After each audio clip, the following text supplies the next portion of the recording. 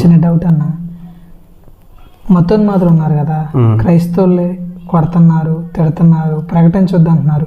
తిరిగి మనం కొట్టొచ్చా, కొట్టకూడదా? ఒక విషయం చెప్తా, గుర్తుపెట్టుకోకూడదు.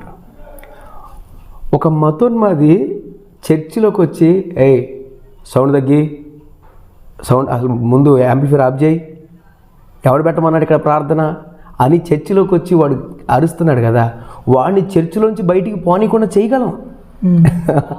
చేయగలం, మన వల్ల కాదా? వాడు చర్చిలోకి వచ్చి అరుస్తూ ఉన్నప్పుడు బయటికి పోనీకుండా చేయలేమా? ఇదివరకు అలాగే మనం బ్రతికింది. ప్రతి క్రైస్తవుడు కూడా ఇదివరకు ఎంత ఇష్టానుసారంగా బతికేవాడు. ఎంతమంది ఇందులో ప్రభు నమ్మకం ఉంది, ఎంత చందాలంగా బ్రతికిన వాళ్ళు. ఈరోజు వాడు వచ్చి ఎవడు పెట్టమన్నాడు ప్రార్థన, మిమ్మల్ని ఎవరు మత ప్రచారం చేయమన్నాడు, వాడు నోరు మాట్లాడకుండా చేయలేమేంటి? మనం చేయగలం. వాడు ఇంటికి వెళ్ళకుండా చర్చిలోకి వచ్చి వాడు అరుస్తుంటే వాడు ఇంటికి వెళ్ళకుండా కూడా చేయగలం. ఆ మధ్య మచిలీపట్నం దగ్గర ఎవడో ప్యానీలు పోసాడు, వాడికి అప్పుడే అక్కడక్కడ చేయి నరగలం, ఏదో కూడా చేయగలం. ఎంతసేపు అండి? ఒక మనిషిని చంపడం ఎంతసేపు పట్టింది? అది పాతకాలంలో ఉన్నప్పుడు చేయలే.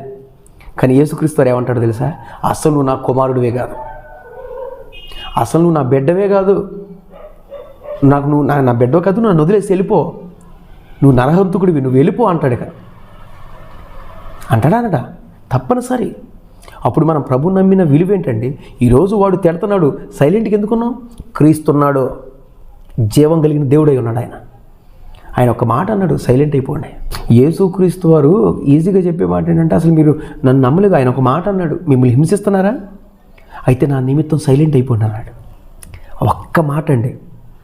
నిన్ను వలె నువ్వు నిన్నెట్లా ప్రేమించుకుంటున్నావో నిన్ను హింసించేవాడిని కూడా అలాగా ప్రేమించన్నాడు. ఇదండి ప్రేమ.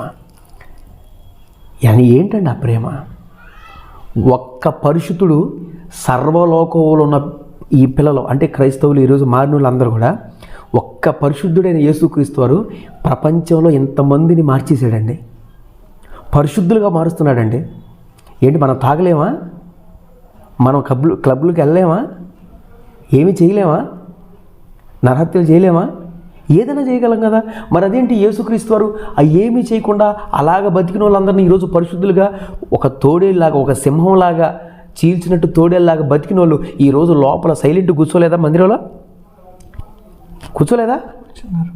ఒకడు వచ్చి అన్నాడట, నీకు దేవుడు ఉన్నాడా, నీ దేవుడు ఉన్నాడా, నీ దేవుడు ఉన్నాడా అని అడిగాడట క్రైస్తవుడిని, ఒక సేవకుడిని. దేవుడు ఉన్నాడయ్యా ఖచ్చితంగా అంటే చూపించు అన్నాడట. చూపించు అన్నాడట. అప్పుడు ఆ సేవకుడు చెప్తున్నాడట, నువ్వు బతుకున్నావా, దేవుడు ఉన్నట్లే అన్నాడట.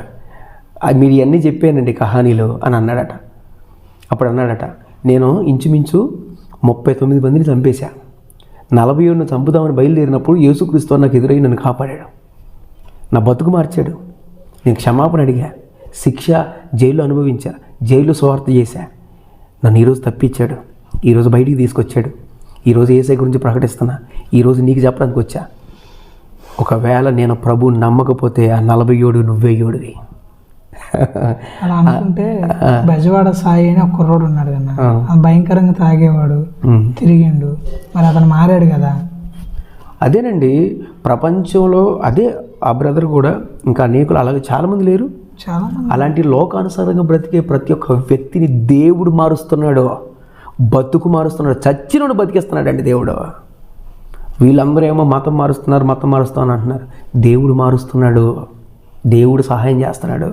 ఒక వ్యక్తి యొక్క జీవితం మారుతుంది, భక్తిలో కొనసాగించబడుతున్నాడంటే కేవలం యేసుక్రీస్తు వారు వాడిని మారుస్తున్నాడు, వాడి జీవితాన్ని మారుస్తున్నాడు, వాడి జీవితాన్ని కడుతున్నాడు.